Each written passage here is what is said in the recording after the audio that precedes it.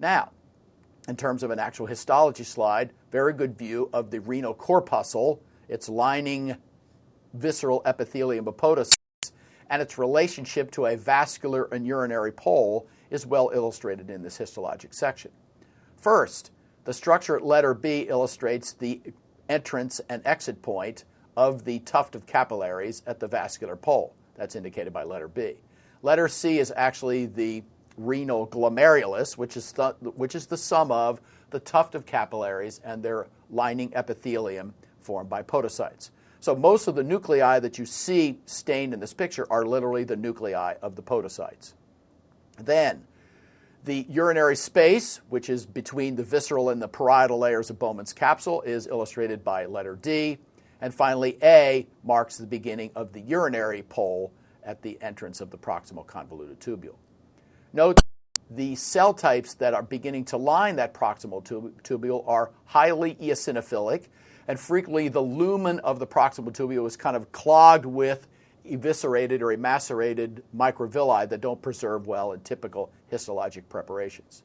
In contrast, when we look over to the far lower right side of the page, at the arrowhead are basically the low cuboidal epithelial cells that line the distal tubule that's in close proximity, in this case, to the vascular pole.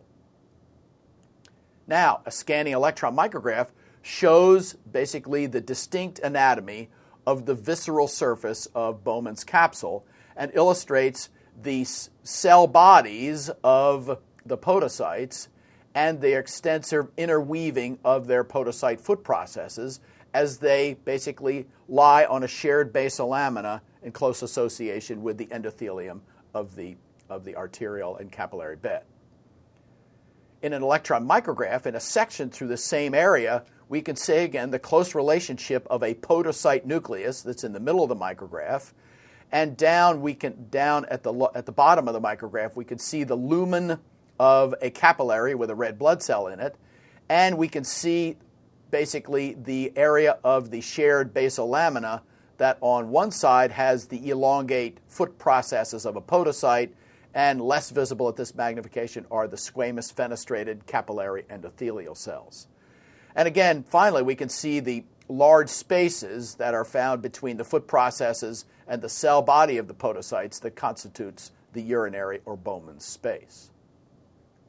Then we looked at this slide earlier in epithelium. This is just an illustration of the low cuboidal epithelium that basically lines parts of the loop of Henle as well as the collecting ducts, and they all marks the lumen of these.